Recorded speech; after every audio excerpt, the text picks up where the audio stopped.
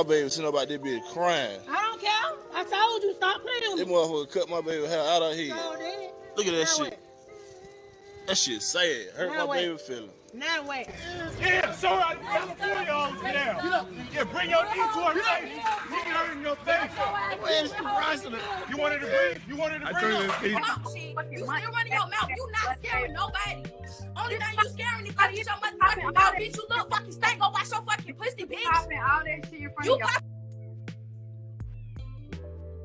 Welcome to the Velvet Door, where beyond the doors we talk about all things that are worthy. And of course, I'm your host, SJ. And today I want to talk about us Black women and why our femininity is basically it's a battle. And it's a battle that can be won and that will be won. And I want to just get to the root cause of why we have such a struggle dealing with our femininity. So when doing any type of work of healing and learning how to control your emotions and control your actions through life, you have to always go back to your childhood. You have to always figure out what are some traumas that you may have that are following you that you're not aware of. And a lot of us, we don't necessarily ever take the time to sit down and think about these things because sometimes these things take us to a very dark place. And when talking about these things, it may actually require us to have to interact with people from the past to try to get an understanding as into why such things may have happened to us. So I'm bringing this up because I know a lot of Black women, especially here in America, we come from not just poverty, but we come from areas that have a lot of violence. And, you know, I would never say that poverty is what necessarily takes away a woman's innocence and her essence of being a feminine woman. But it can be noted that if you are living also in very violent areas, you have to also adapt to the environment that you are staying in. So even if that means walking a little more harder, being a little more louder, talking with a little more bassy voice, you know, these are ways that a lot of people, just men would do. They would learn how to adapt. Like if you put a man inside of a jail, he's going to learn how to adapt to environment so he doesn't become a prey. And it could be the same thing could be said for a lot of young girls who are coming from impoverished areas and they are very violent and they're taken away from being able to be little girls. They're taken away from their essence of just being young and being innocent. So how do we think the young girls feel when they're growing up in an environment where the music is telling them that they're hoes, they're bitches, and they're all these different things? You know, how do we feel with the imagery that we see is them with their legs cocked open and everything that they do that has to resemble femininity is in their sexuality. It's never in exactly what you possess per se without being sexual. It's always in what you can do for a man that can prove why you're feminine. And I'm here today to tell you that being feminine, has nothing to do with what a man feels and thinks, okay? Being feminine is everything to do with your woman journey of being a woman, knowing your role and not just your household, but knowing your role in the universe, knowing your power, your essence. And I want to be able to be one of those people that don't only just sell you the idea that you have to go on brunch dates and have tea parties and wear dresses and makeup. You know, these things are outer appearances, but those are things that exhibit fake femininity. Anyone can put on makeup. A man can put on makeup. A man can put on all these different things. Doesn't mean that he really exerts true divine femininity. I want to get down to the essence of restoring the feminine energy within the little girl that's still within you.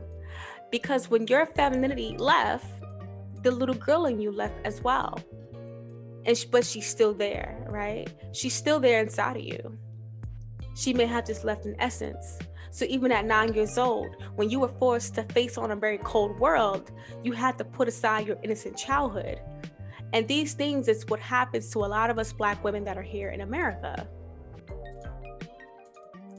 putting aside our childhood traumas to deal with the fact that we may come from very broken homes.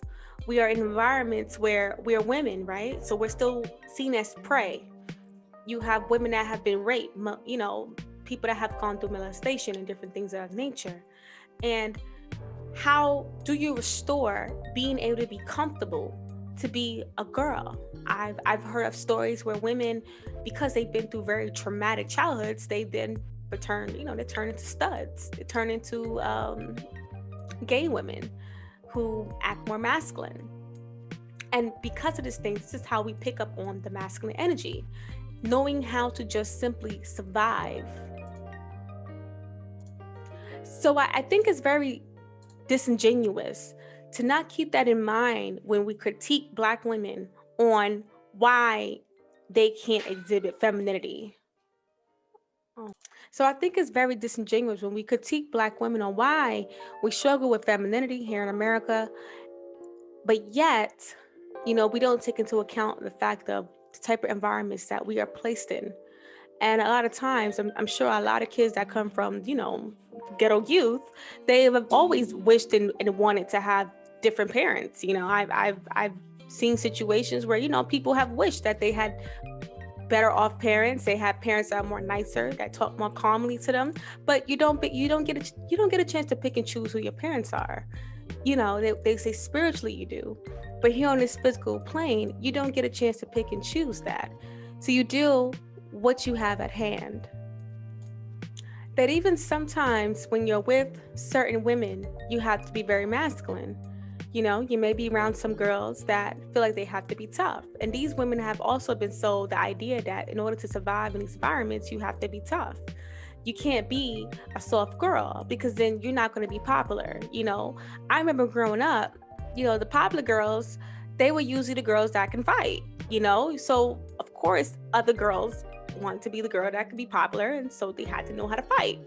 No one wanted to be the girl that lost the fight. So everyone had to have some type of physical ability to them, which causes you to step easily out of your feminine. And the same thing can be said for men. You have young boys that look up to the drug dealers and gang members. And because of that, they then tend to aspire to be like them when they want to grow up. So we're dealing with a lot of trauma that's happening. And we have a lot of people that shouldn't be role models, but they are looked up to just because they have a lot of money. And, in the retrospect of that is that you have a lot of young Black women who try to date these type of men, right? Because you see that these men have a lot of money. They seem like they have it going on. You're misguided on what you think masculinity is. Because you are already in a masculine state of mind, unfortunately, you want someone that's even more masculine than you. So, but the type of masculinity you're looking for, he has to be 3 times the rate of normal masculinity, which is usually going to be on the range of more of a toxic masculinity. And because he exerts toxic masculinity, you are going to see that as an upward battle that you have to fight. You're going to see that, okay, I got to tame this giant. And we see that a lot with a lot of Black women wanting to tame and wanting to fix and build men. And we never really take the chance to say, okay, well, it's not my job. I don't have to do that. I have to take time to fix and build me. And, and the man that I'm with, he should be able to build, to provide the space and environment for me to be in my feminine. So that goes into our fathers and our uncles and grandfathers who may have left us in environments that didn't necessarily complement the fact that we could be little girls. Now, this is not to place blame on the men in our lives, right? But this is to actually point out where a lot of this misdirect anger is coming from. Because you do have a lot of other Black men who will be very upset that they're dealing with Black women who can't be feminine in America. And they don't like the fact that Black women are not taking initiative to be more feminine. And when we do try to be more feminine, we think that has to do with our outer appearance. So we're wearing wigs and makeup and weaves and eyelashes and still not working on the inner self. But their anger of us not being what they want us to be as wives and as girlfriends, as even as daughters, is really coming from their anger of not being able to conquer their oppressor. And that oppressor, we already know who and what race in this country pretty much controls the narrative for a lot of Black families.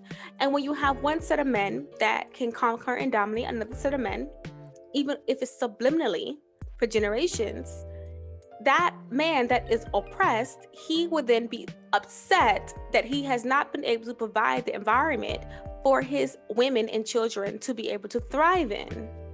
So this is one of the reasons why I don't really take offense to when I hear the opinions of other Black men who may look at us and say, okay, we act like men. You know, we act like, as they say, we act like niggas, and we try to think like a man. We even have men telling us to think like men in order to get a man.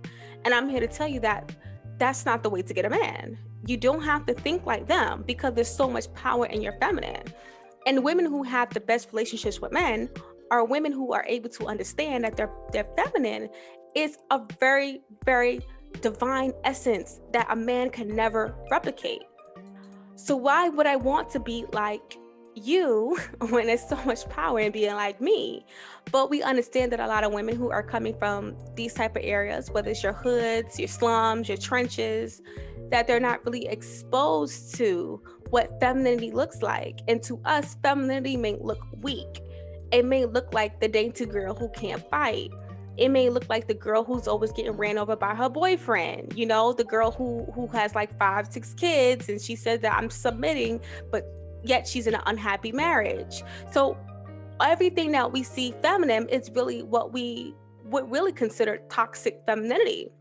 But a lot of us have never seen active, thriving feminine that is positive.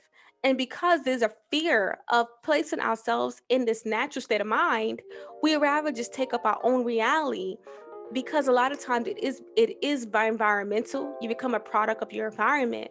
But a lot of times we do it because this is just what we know, though we know better. So why am I bringing this up? Why is this so important? This is important because as women, especially here in America, and I emphasize America because we have a very unique culture in this country, right? A lot of people would say that we don't have a culture, but I'm here to tell you we do have a culture here. And our culture, it can be very consuming because we have become a very consumerist type of culture. And we sometimes, as women, like I said, we spend so much money, so much time on trying to look feminine and not trying to just be feminine. We're not trying to just heal that little girl in us that has been robbed of her femininity. So where do we start? Where do we begin? And I say that we begin on forgiving our mother and father. I believe an ultra feminine and masculine part of life is to be able to forgive your source of where a lot of your hurt and pain is coming from. And the reason why I'm mentioning masculine is because as well, men have to also do the work to forgive their own parents for what they do. Because we also, in return, we complain about men being too, feminine. We complain about them, emasculating their own selves. So it's a lot of work on both sides of the table. I believe that the reason why forgiving your parents, it works and it helps the journey, because then you start to see that your parents are human. And you understand that where they went wrong is where they also may have been robbed from their own essence as children as well. And they weren't able to overcome what they were placed in. Therefore, only teaching you survival and never really trying to teach you love. And we know that children need love to thrive. Children need to see love to be able to know what to mimic, to know what life is, to know how relationships work. And if we're not seeing love and we're not seeing how relationships work, then what are we going to do? At this point, we just have to improvise of what we see on TV. But when we turn on TV, when we turn on the radio, we're hearing, pop that pussy, sell money, sell our bodies, sell drugs, get into street life. This is what we're sold, and it's very hard to be able to see something different. So ladies, let's take a deep breath. Let's just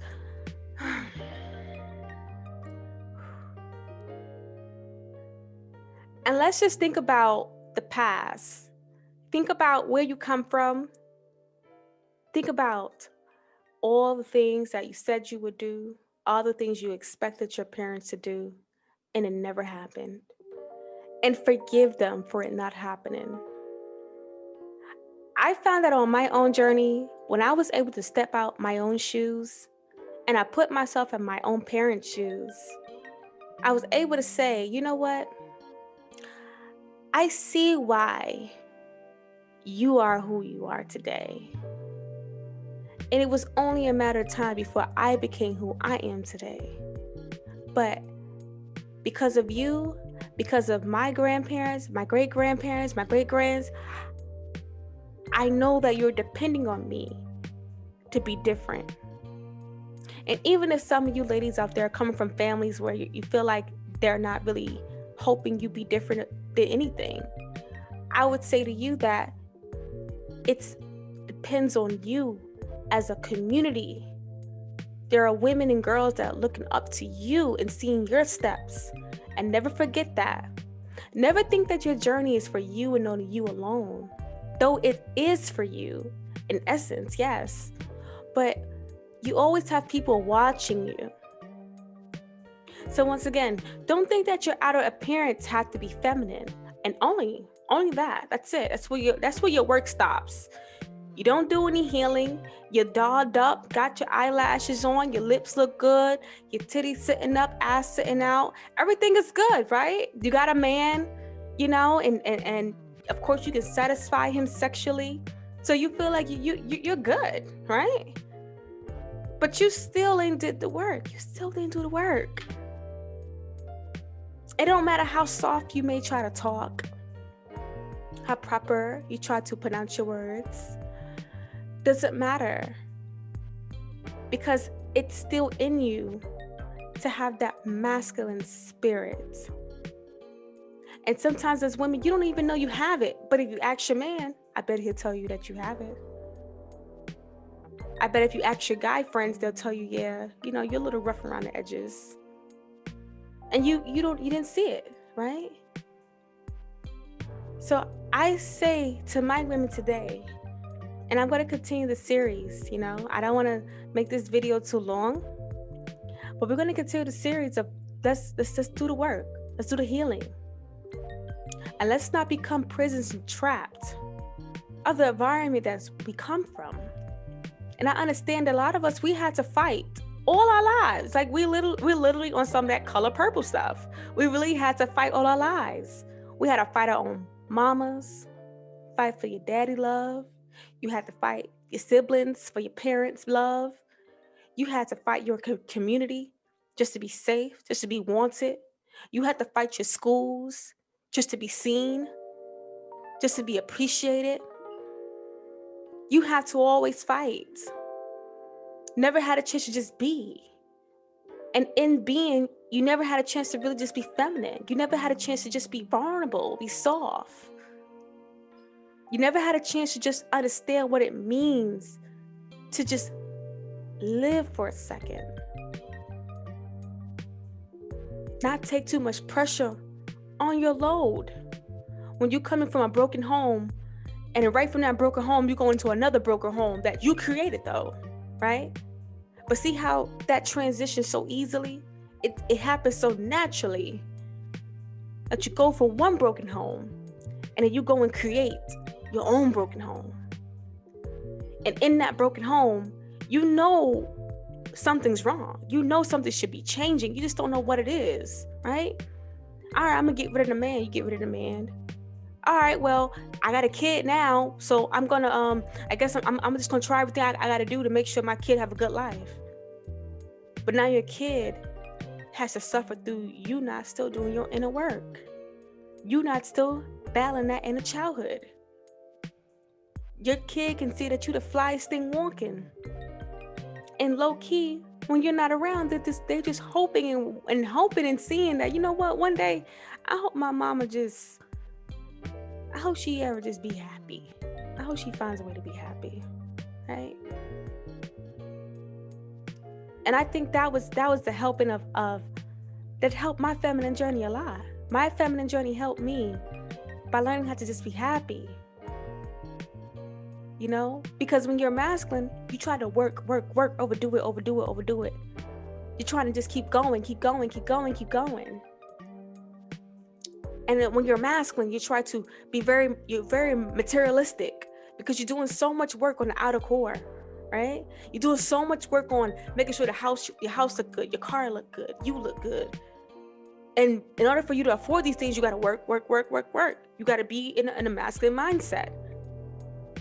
You never get a chance to just be. So,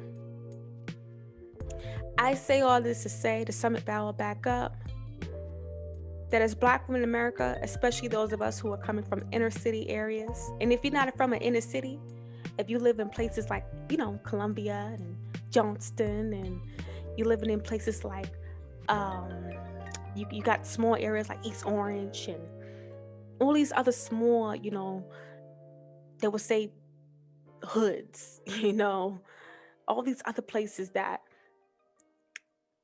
women are still struggling and being soft.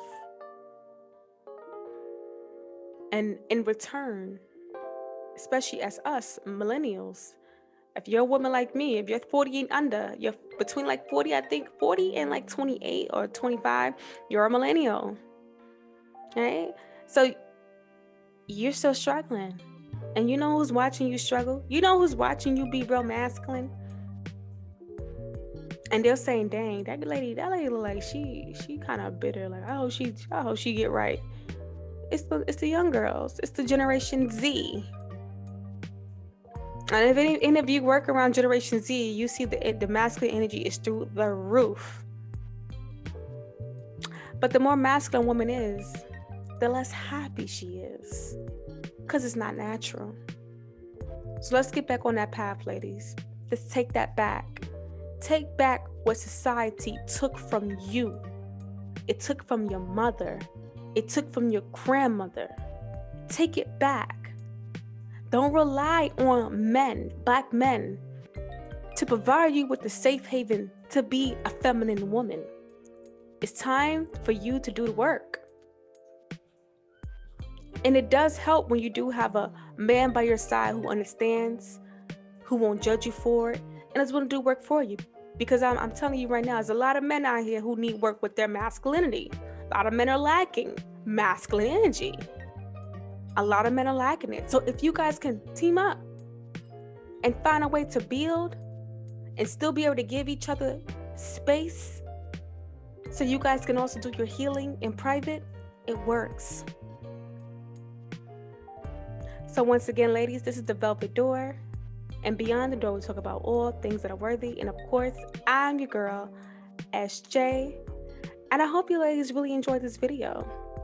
I want to hear your opinions and, share with me, share with others what some of your challenges were trying to go on your feminine journey. What are some of your fears of being feminine? I think that's going to be in my next video. We're going to talk about those fears. Because I hear a lot of women say, oh, I can't walk in heels and I can't, it's always about what they can't do. All right? You got to walk in heels. Trust me. That's the least of your concerns. It starts from within. So like the video, subscribe, and I hope to see you on my next video.